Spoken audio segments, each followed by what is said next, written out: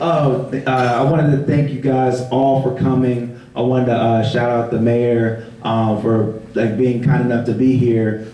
First, before anything, I want to thank God. I wouldn't be here without God, and all these things that's been happening is testament to my faith. Okay, so I wanted to talk to y'all because, as a group, because I know some of y'all came early. Shout out to those that came early. And I was like, I want to make sure everybody gets the same level of attention to it. So this is called Art Hop Project 2025. So Art Hop basically is I'm a big hip hop head. So I apply art as I would if I was a hip hop artist or a producer. So a lot of times, if based on hip hop, they would sample other genres of music. And loop it or create something new. So basically things that are existing and making something new. So my samples are actually the canon of art. So I have certain tropes that you see in some of these paintings that are from European painters, and I make it just my own. And I purposely, if you guys have noticed, the elephant in the room is a lot of these are figures that are Caucasian or white. And I do that to cater to the Eurocentric view. So a lot of times the art, everybody's so hung up on all the European painters, the masters, right? And I there's actually scholarly work that's saying, hey, there's no great black artists. There's amazing artists like Jacob Lawrence, Ramir Bearden, and especially even now, the past few years, we had Kennedy Wiley, Amy Sherwood, who have actually done the presidential portraits.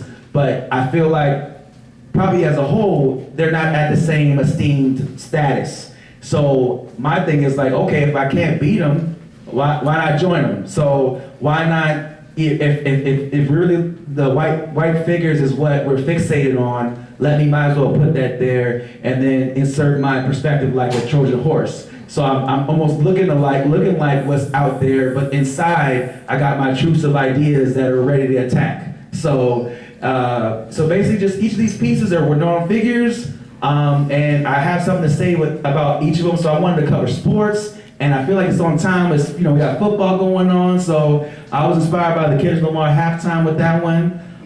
So what we're gonna do, if anybody, because you guys, has everybody seen the work? Has everybody seen the series? Okay. So, thank you. So what we're gonna do real quick is if you have a question, we're gonna do it as a group, a quick little Q&A as a group. And you guys let me know your thoughts so you guys can interact like a back and forth so you guys can get a feel of maybe get some answers, maybe we can get a group discussion going or group ideas. So anybody have any thoughts, any questions you have to answer? Anybody have any thoughts? And if not, okay. What was your thinking behind the white fever? Oh, yes, okay. So if you guys see here, there's a lady with the jersey with the white fever, but this is actually about a depiction of Caitlin Clark, WNBA player. The team is the Indiana Fever that she's on. I made a slight adjustment. So if you look at a lot of my paintings, I use either text or images. I kind of changed it a little bit to kind of a little remix. But this one's called Make America White Again. And I feel like it's not all Caitlin Clark's doing, but I feel like there's an agenda that's attached to her. And sometimes it's almost bigger than the WNBA.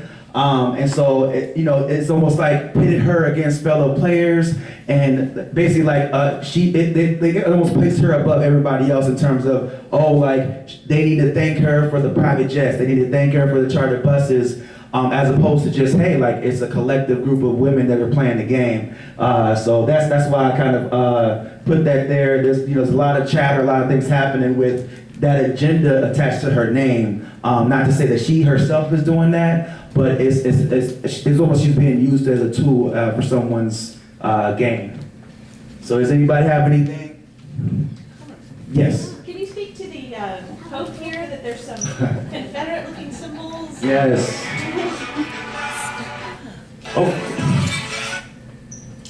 Hello? The Pope. So this was called Black but White Pope. And I don't know if you guys know the actual current Pope that's here like that's serving right now, he is actually of African descent. Like he's Creole. So some came out recently where he wasn't. He said, "I don't claim to be. I'm white. I don't claim any other race, but I identify myself as a white man." So I was like, okay. So, but at the same time, the way some people know the word passing. So it's like his complexion's enough to where you wouldn't think he is, and so once his ancestry was like highlighted and traced, and he denied that, he has the privilege to do that. Some of us don't, and so with the Confederate, I had the juxtaposition of the Confederate, and also if you look at the inside of the halo of the Pan-African colors, so inside is the blackness, on the outside, we all know what the like Confederate is, used for, but it's just almost like, there's an internal and external thing happening with both. That's why I put that in the composition. Taurean? Yes. So I just wanted to add on with my observation of the Pope Leo. There's a lot of kindness that you put in his face. There's Yes. a lot of kindness. Yes. And I just wanted to share that. That's my perception. Yes, and it was like a well-known image of the Pope, and so I don't. And that's the thing. Like I think me as an artist, I'm not like I don't have a vendetta against all these people that are depicted. I kind of just use like the way race is used. Also, the way the composition is used is. I think it depends on the person and what I can kind of bring out in terms of ideas that can come from that. And then there's some like hidden gems, like even when our current president, we have a picture right here. This one's called Thug Prez, and Thug Prez. So I kind of have Richard, does anybody know 50 Cent? Okay, so I was inspired by the Get Rich or Die Trying album cover. And if you look at the chain, because back in the day they had the G unit chains, so I made an R unit, like Republican, like so there's a lot of parallels and little hidden like nuggets that I'm putting there, and then 50, like of course the 50 states for like 50 Cent. So if you see like, because in the album cover he actually has something on his chest and the chain and all that, so that's why I have that there, and him with the hat, and then of course the infamous "Make America Great Again" hat. So anybody else? Anybody, we good? Oh yes. Yeah, Taurean, you mentioned a little bit about your influences, the artists you've studied. Can you speak a little bit to that and how you're pulling from art history to create something fresh and new? Thank you for asking that question. So I above all else of an artist, I'm an art lover first. So artists I've studied. So even this right here. So this one's this is a perfect example. This one's called Culture Vultures, and I depicted the Robin Thicke and Miley Cyrus situation at the MTV Awards, where she's twerking on him, and so what I did was. There's two European artists I'm actually sampling from. So does anybody remember The Scream, Edward Monk, The Scream? So you see with the orange and blues, kind of like how the skies were, I kind of made it just like that. And then there's an artist that maybe some people may not know, Rene Magritte. So a lot of times he's having fruit as the face of people, or he has the whole thing about what they call mimesis, imitating art and what's real and what's imitating. And so I kind of played with that, where Robin Thicke, of course, he had the song Blurred Lines at the time. So there's connotations with watermelon, right? And then also even the black and white suit, he had a black and white suit. I just stylized it in this way, but he had a black and white suit at the performance. And he's singing Blurred Lines, and I believe he was in a lawsuit with Marvin Gaye, and it was a big thing at that time. And then, so a lot of people, and that's what I'm saying is how I'm using this is important, because the name is called Culture Vultures. Some people would consider Robin Thicke a culture vulture. How he used R&B soul music for his own gain. Same thing with Miley Cyrus. She has Disney pop, and then she went left on some hip hop, all this. And then she said, oh, I'm good, because she ascended. She had wrecking ball and all that, and then she went to more of the soft pop rock. But at that time, she was twerking. And so I have, you know, like the fruit here. So of course there's connotations with the banana as well. But she had like a big, like white glove at the performance. So I just basically just inserted the banana there. And just even like their poses would be suggestive as well. And then you see like, I added my style to it, having the vultures. You see there's like little mini vultures in the background. And I have like a face right there, like an African like mask that I referenced. And so you kind of see like, oh, it's peeling back the layers of other or other cultures to make, you know, their own game. That's what vultures do, pick on the dead or pick on other animals to eat. So yeah, so those are kind of examples of what I'm doing with the represent other artists. I'm a big art like lover, so I was like, how can I feel like if people know like DJ Premier or Jay Dilla, like hip hop producers, they take like a well-known rock sample and they try to find a sound, a little sound bite that sounds exciting. That's me. Like sometimes I'm mining through like certain classic paintings. I'm like, what can I do to like, oh, I can do that, oh, and then I make my song. Yes. Oh, yay. I know you do a lot of teaching. Can you share ways in which your students inspire you? Ooh, yeah. So if you guys don't know, I have my own art program at Hood College. I like to thank Hood College especially because I'm a grad student there and I'm also an alum there. So I graduated my bachelor's in art and I'm currently a grad student there. Oh, and so with my class, we actually had they approved me to have a class there. So I have 6 kids enrolled, and I want to shout out to you, Luis, for the Frederick Arts Council. You guys actually gave us a grant, and we were able to like use that to the liability. But the kids inspire me just with their energy. We only had our first class, so we're still feeling each other out with the on Wednesday nights. But just the energy, and I actually used to work at the Y, so down the street I used to work at the Y, that we had some, the Lewises, they came, so they know the names, but like Bryce and Owen, they're in my class, and so just seeing their faces and the energy, and I'm a different person in the element. I got a lot of energy, but with kids it's different, and I feel like I want to make sure each child is seen, but also they're teaching me something. Like some things they'll say, it'll inspire me, and I just like the energy. I feel like it keeps me young and fresh. So I'm appreciative of that. What is your top tip for art teachers? Wow. I guess okay. So my top tip is you know what? Like don't use Pinterest. Yeah, I feel like I remember because I had a brief stint in Frederick County Public Schools.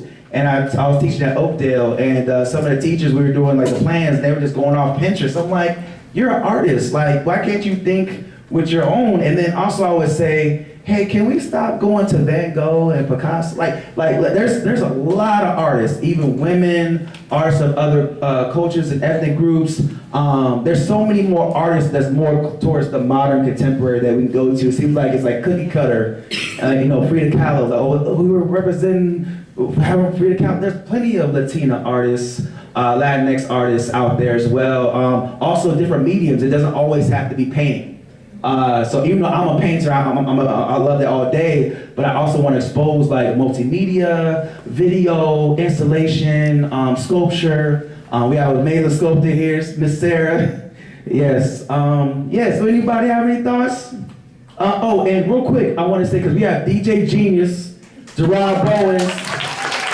So I want to thank him for holding it down. So after this, we're gonna have the party. He's gonna play music, and I know I'm only one person at the table, so I'll be seeing you guys at the table. But I also wanted with the mayor, we actually, I work with you guys in a capacity. So next week I'll be at In the Streets Festival. I was commissioned, contracted by the City of Frederick to make coloring books, and so next week. Behind the Spires, the podcast with City of Frederick, I have an episode that I recorded already So it'll be a little podcast. You'll see me there, and we're talking about the project. So I had this from August 5th to August 29th. So I had like 3 weeks to get this done. This is a 12-page book. There's gonna be about 500 to 1,000 copies in the streets, and so it's for free.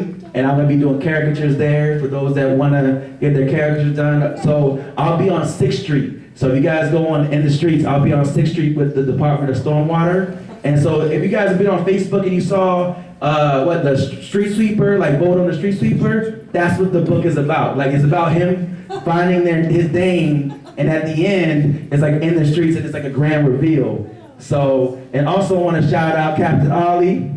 You know, I want to thank you so much. I told you, we talked about this. Don't act brand new, we talked about this. I want to thank him because there's a lot of people here that I've collaborated with, Miss Kathy, like everybody here. It's a community of people I've known from Hood College, out in Frederick. What's going out? Yeah. Okay. Oh, hey, cool. Out in Frederick, and I'm just so appreciative of just everybody that came. So thank you guys so much. Like I said, I'll be at the table. I have books, so books are 15. I got T-shirts of Bob Marley and Kendrick Lamar. That's 20, and then the prints are 30. And so also, I have one issue of it, but I have comic books that I've made that Curious Iguana Downtown actually collects. So they have 2 of my issues in stores. And then I actually made a book of this whole series. And I have the Art Hot Project 2025 book. Oh, she already got it? Yes, Miss Rosemary? But I just want to thank you guys so much from the bottom of my heart. It's been, just like Mayor O'Connor was stating about art as being, it's a hard job. Like, also like being able to build the traction of interest, but also make something that varies from everybody else out there, because art is definitely like a oversaturated field, because everybody who has an Instagram account and then doodle will say, hey, I'm an artist. And so it's like, how do you separate yourself? That's me, like as an artist, how do I separate from myself? And then like I have amazing peers who are artists in here in this building, like, how do I'm like, I love y'all, but then like if I'm painting, I'm like in competition with y'all, so I'm like, okay, you know, so it's like, but then I appreciate there's like a love that we, like, Blue Elephant downtown, they have something going on, so some of the artists came and stopped by, like, hey, I got my show, but let me stop by and say hi. So, but I wanted to also, to go back to Captain Ollie, we have a book coming out. It's already, I illustrated a book, and it's Guess What I Did, Maya's Big Day, and so we worked on that together. So that's actually currently on Amazon, and that's gonna be, he's having author copies out for that. So everywhere I'll go, I'll have books for that as well. Yeah, it's a lot of projects. So I actually have, if you see, if you guys make sure if you can, on this brown table, I have a book where you guys can write your feedback. You guys can let me know your thoughts. And yeah, so what we're gonna do, I'll be at this table holding it down. DJ Genius, turn it up!